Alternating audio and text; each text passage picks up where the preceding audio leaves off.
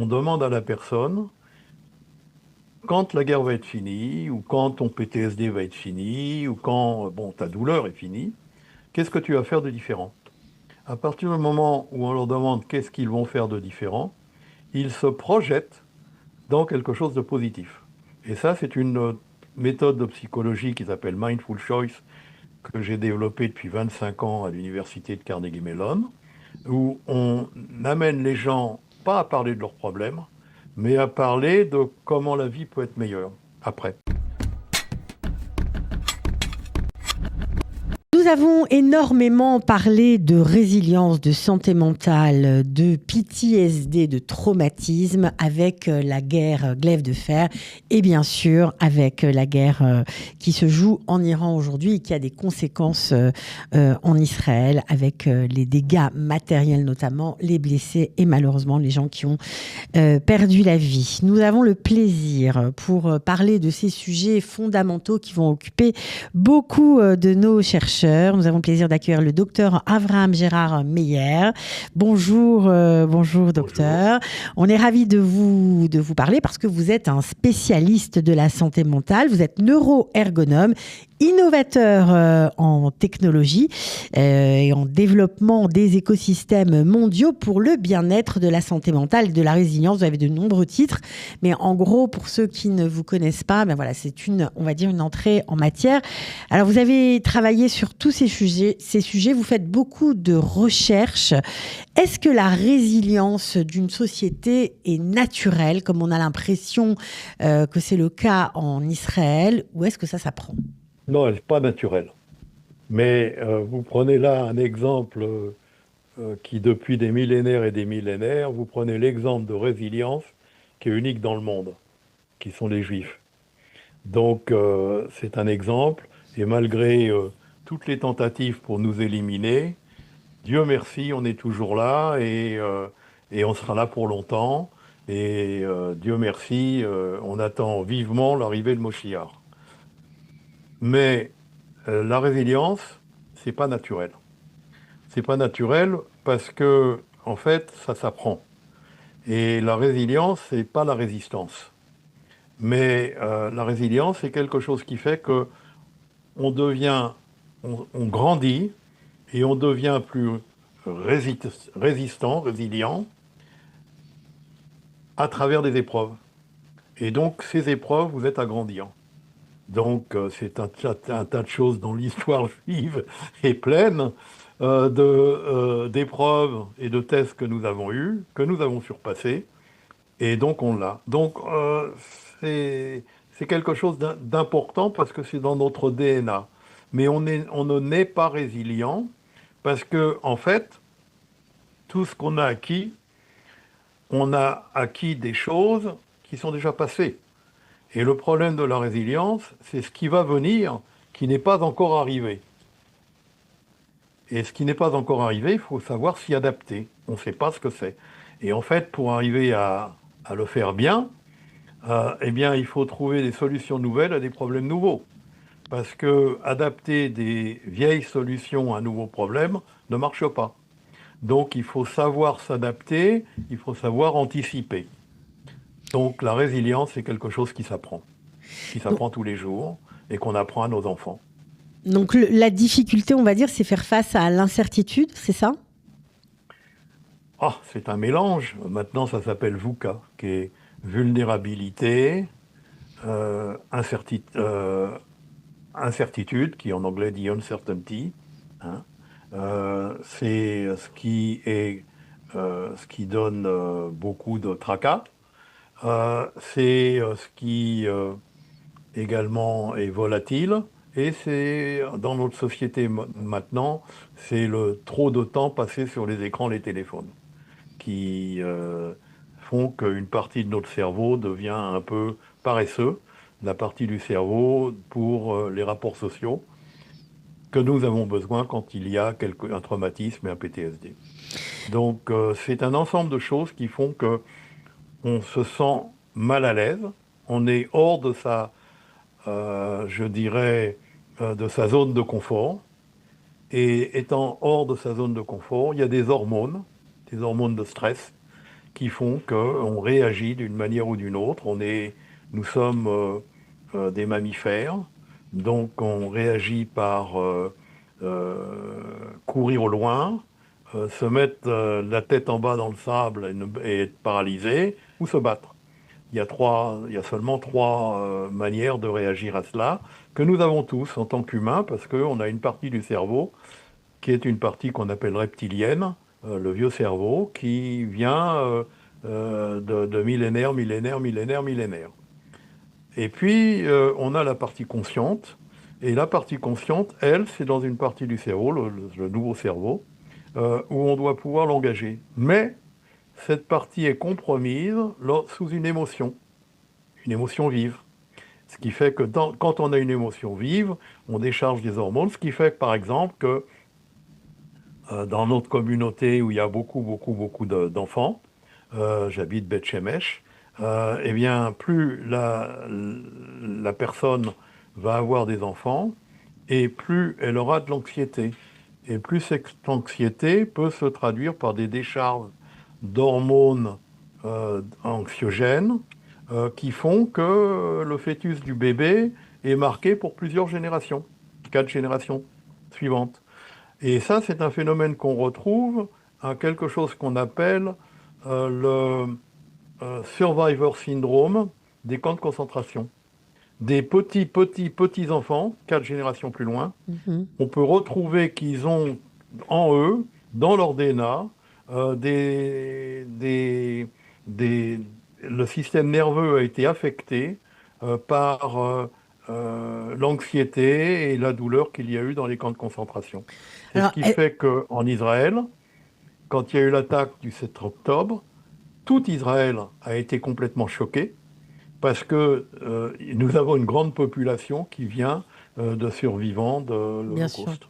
Alors, quand vous nous expliquez ce phénomène, forcément, on se pose la question pour tous ceux qui ont combattu depuis le 7 octobre. Il y a eu des choses très difficiles. Est-ce qu'eux aussi vont transmettre leur traumatisme à leurs propres enfants? On est sur cette ligne-là? Ah oui, on est sur cette ligne-là, et c'est pour ça qu'il faut apprendre aux gens à être résilients. Et être résilient, c'est pas de regarder en arrière le problème, mais c'est de regarder devant comment la vie sera après la situation. J'aide beaucoup, je vois des clients, je vois des patients, j'aide des gens qui sont qui font du secourisme et Bien sûr. de l'intervention, et je leur ai appris quelque chose de très simple. On demande à la personne, quand la guerre va être finie, ou quand ton PTSD va être fini, ou quand ta douleur est finie, qu'est-ce que tu vas faire de différent? À partir du moment où on leur demande qu'est-ce qu'ils vont faire de différent, ils se projettent dans quelque chose de positif. Et ça, c'est une méthode de psychologie qui s'appelle Mindful Choice, que j'ai développée depuis 25 ans à l'université de Carnegie Mellon, où on amène les gens pas à parler de leurs problèmes, mais à parler de comment la vie peut être meilleure après. Et donc, on les amène vers leur destination, parce que la destination des gens, c'est pas d'être malheureux, mais d'être heureux. Donc, comment on aide les gens à être heureux? En tant que psychologue, je me dis d'être un psychologue pour aider les gens à mieux fonctionner. Alors, Et c'est de la évidemment, psychologie fonctionnelle. Évidemment, puisque vous parlez de psychologie fonctionnelle, on sait que nous vivons dans la Startup Nation et on se demande si la technologie peut aider à gérer ce qui nous attend, en fait. À gérer Absolument, absolument. Et Dieu merci, la technologie, c'est aussi un don de Dieu.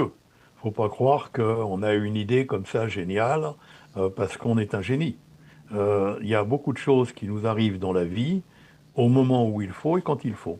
Des fois, on dit que c'est un peu trop tard parce que l'échelle d'Hachem et notre échelle du temps n'est pas la même. Mais c'est très important parce que, en fait, la technologie vient de plus en plus vite et la technologie, un casque pour mesurer les ondes du cerveau coûtait 30 à 40 000 dollars il y a 2 ans. On a maintenant ces technologies pour aider à soigner les gens avec ce genre de choses, qui sont des technologies ce qui s'appelle de PBM, photobiomodulation, où on envoie des ondes dans certaines parties du cerveau qui aident à équilibrer et à stabiliser les gens. Et on peut arriver à aider les gens dans différents endroits. Également, on a une très bonne connaissance avec le système digestif, où on peut arriver à envoyer des rayons sur le système digestif qui calment les gens, parce qu'il y a ce qu'on appelle le nerf vague, le vagal nerve, et le nerf vague est le nerf vague qui il régule totalement tout le système limbique. Et donc, en stabilisant les gens, en les aidant non pas à contrôler leurs émotions, mais à comprendre leurs émotions et à comprendre qu'ils ont un choix, que le choix de que faire quand on a cette émotion, c'est un choix qu'on peut apprendre et qu'on peut raisonner. Et on peut et le problème en fait n'est pas le problème. Le problème c'est la manière dans laquelle on réagit au problème.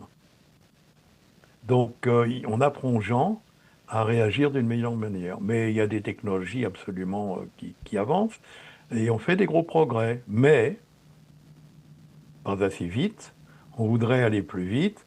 Et on est en train, c'est pour ça qu'on monte une initiative en Israël sur le data traitement à grande échelle et également l'utilisation de l'intelligence artificielle pour aider à personnaliser les traitements. Parce qu'aujourd'hui, on ne peut pas dire qu'il y ait un traitement qui marche, il faut faire un cocktail de plusieurs choses. Donc pour les post-traumas aussi, pour les maladies mentales, mais pour les post-traumas aussi. Il n'y a pas de traitement qui marche encore aujourd'hui. Non, pas vraiment. Il n'y en a pas un qui marche. On ne peut pas dire, voilà, je fais ça et ça marche très bien et ça soigne tout le monde. Je fais ça soigne au mieux, mais on ne peut pas dire que ça soigne tout le monde et que ça soigne complètement. Ça prend beaucoup de temps et on est en train de chercher parce que justement, il n'y a pas une méthode qui fonctionne, donc on doit chercher plusieurs choses. D'autant plus que les gens ne peuvent pas être toujours dans un hôpital et être traités. Et en fait, être dans un hôpital, c'est pas le meilleur des endroits pour arriver à aller mieux ou dormir bien. Donc, ils vont aller à la maison, mais à la maison, l'épouse, elle n'est pas très contente de comment se comporte le mari. Et on voit aujourd'hui, sur le PTSD, il y a un vétéran sur 5 qui divorce. Et maintenant, le divorce c'est pas le PTSD qui est la cause, mais maintenant le divorce devient une cause aggravante. Et c'est également, ces choses-là sont en fonction que il y avait une précondition, les gens avaient peut-être un déficit d'attention, ils étaient peut-être bipolaires, il y avait peut-être des choses. Les préconditions ont des conséquences absolument dramatiques sur les soldats, qui vont jusqu'au suicide. Donc, c'est des choses qu'il faut connaître, qu'il faut regarder. Et la technologie nous aide à mieux connaître et mieux comprendre et à voir comment on peut personnaliser les thérapies. En fait, c'est pas qu'est-ce qu'il faut qu'on fasse, c'est dans quel ordre on le fait. Vous faites certainement qu'à votre maison, faites de la mayonnaise. Bon, tout le monde sait que c'est de l'huile, des œufs, du sel, du poivre. Mais il y a une façon d'amalgamer les éléments, c'est sûr. Mais c'est le séquentiel qui est important. Exact. Et si vous ne le faites pas dans la bonne séquence, vous n'avez pas un bon résultat. Et c'est un petit peu ce qu'on a aujourd'hui. Les choses ne sont pas nécessairement dans la bonne séquence. Et ce qui nous manque en Israël, c'est un système, d'ailleurs on travaille dessus, on est en train de travailler avec notre équipe, on est en train de travailler sur créer un système national d'évaluation et de triage, parce que ça n'existe pas encore. Et là, on s'aperçoit que c'est ce dont on a besoin d'urgence en Israël et dans le monde entier. C'est un système d'évaluation, de diagnostic, de préconisation, de triage et de préconisation. Et oui, parce que quand on aura ça, la situation va changer. Parce qu'aujourd'hui, j'ai un de mes collègues qui est également psychologue avec Maccabi. Sa liste d'attente, c'est 32 mois avant qu'il puisse évaluer quelqu'un. Je ne parle pas de le traiter. Donc, il faut qu'on accélère le système et qu'on puisse absorber beaucoup plus de gens. Alors, vous avez parlé beaucoup d'Israël, mais évidemment, c'est un problème que le monde entier connaît, vu l'avancement de nos sociétés, vu le stress dans lequel on vit, vu qu'on ne passe pas forcément de la guerre à la paix, que les choses sont complexes. Ça coûte cher au monde, ces dépenses de santé mentale. Eh bien, on va parler en trillions de dollars. La santé mentale, entre les problèmes mentaux, les problèmes de stress, le PTSD, les problèmes de gens qui ont ce qu'on appelle les trous de mémoire. Ils vont au frigidaire, ils ne se rappellent pas ce qu'ils voulaient y prendre. Ce qu'on appelle un mild cognitive impairment, une cognition, je dirais, compromise, qui est une forme d'Alzheimer, une forme d'Alzheimer. Mais ça commence à 40 ans. Avant, c'était à 65. Maintenant, on le voit à 40 ans. Donc, le coût aujourd'hui dans le monde de la santé mentale, c'est aujourd'hui 1,3 trillion de dollars. Un trillion, c'est des millions de millions. Des milliards de millions, pardon. Et tenez-vous bien, par l'année 2030, donc dans 4 ans, ça aura plus que doublé. Ça sera 2,8 trillions de dollars dans le monde entier. Donc, c'est un secteur en pleine expansion, malheureusement, et c'est pour ça qu'on l'indique à beaucoup de gens dans la technologie en Israël, et on dit c'est un très gros marché qui s'ouvre, et en fait, on est en train d'essayer de faire en sorte qu'Israël devienne premier dans le monde pour la santé mentale.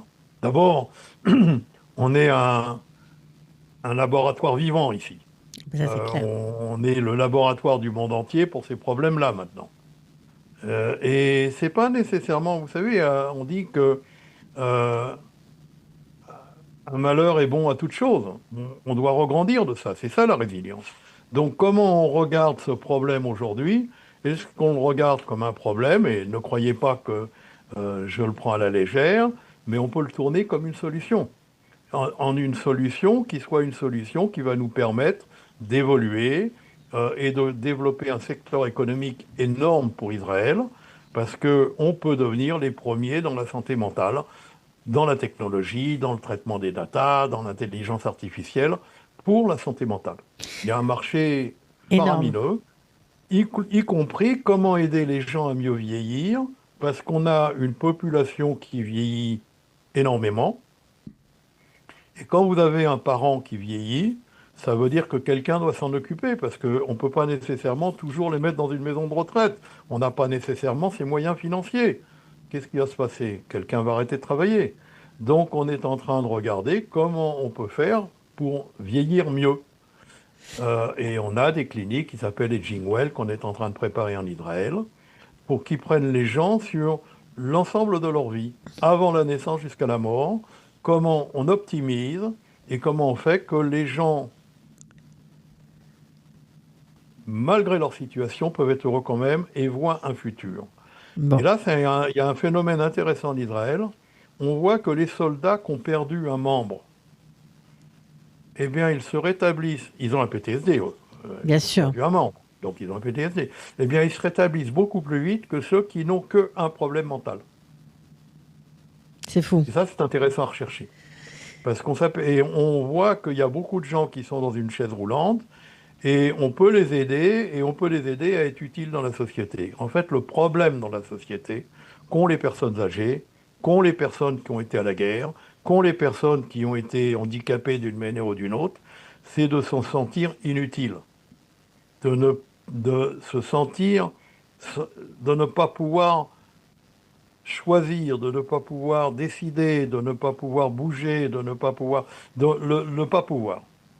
Et en fait, il y avait une société jusqu'à maintenant, quand on faisait des études scientifiques, on disait on va mesurer l'effet placebo. L'effet placebo, c'est je crois, je vais chez le médecin, j'ai le sentiment qu'il va m'aider, et ça va m'aider, je me sens mieux. Et on s'aperçoit qu'à des gens à qui on donne simplement du sucre, au lieu de leur donner des pilules, ils vont mieux. C'est l'effet placebo. Nous avons maintenant dans la société l'effet contraire, l'effet nocebo, c'est-à-dire on n'y croit plus. Je ne crois pas que je vais aller mieux. Je ne fais pas confiance à mon gouvernement. Je ne fais pas confiance parce que on me dit des choses, mais c'est pas vrai. Je ne fais plus confiance aux médias. Je ne sais plus croire. Donc finalement, rien ne marche. Et je n'y crois plus. Et ça, c'est un effet très, très, très dévastateur parce que les gens n'ont plus confiance et les gens ne sont plus motivés. Et on Et a quand on n'est compris, pas on a compris en motivé, fonction de, ouais, ça peut pas marcher. On a compris en fonction de votre, voilà, de ce que vous nous avez expliqué il faut de l'espoir, il faut regarder vers l'avenir, avoir des projets tout à fait. pour pouvoir s'en Et sortir. tout à fait, tout à fait, tout à fait. Et en Israël, on a une arme pour ça, C'est une quoi? arme redoutable Qu'est-ce que contre c'est? ça. Ça s'appelle bitaron, c'est-à-dire croire en Hachem. Et à partir et là, on ne parle pas des mounars, c'est pas une question de foi, on est avec la foi. Bitaron, on le développe, on l'apprend. C'est pour ça que derrière moi, vous voyez une chose qui s'appelle Thérapeutique. On a développé des programmes de Torah et de thérapie que l'on apprend à des rabbins ou à différentes personnes qui s'occupent de communautés, parce que il y a beaucoup de gens qui croient qu'ils savent comment intervenir, comment aider les gens. Mais la société devient tellement troublée et tellement difficile qu'il faut un petit peu de formation. Bien sûr, il faut des Il faut techniques être précises. mieux averti, être mieux formé. C'est pour ça que j'enseigne à l'université un cours de résilience. Mais pour avoir un pays résilient, il faut avoir une société résiliente, il faut avoir des sociétés, des compagnies résilientes. Et les compagnies résilientes, elles peuvent être résilientes que si les gens sont résilients. Donc c'est une chaîne.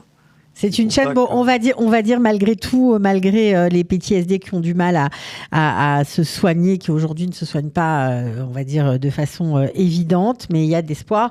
On va dire qu'en Israël, au niveau de la résilience, on est quand même pas mal. On va finir quand même à long terme, à long à long terme. terme. Ok, on va finir quand même sur une note un peu optimiste. En tout cas, c'était passionnant de vous écouter, docteur Avraham Gérard Meyer, vraiment, de voir qu'il y a beaucoup, beaucoup de sujets à trouver, à chercher, à essayer de solutionner. Il y a beaucoup de choses à faire, en tout cas, dans le domaine de la santé mentale et du post-trauma.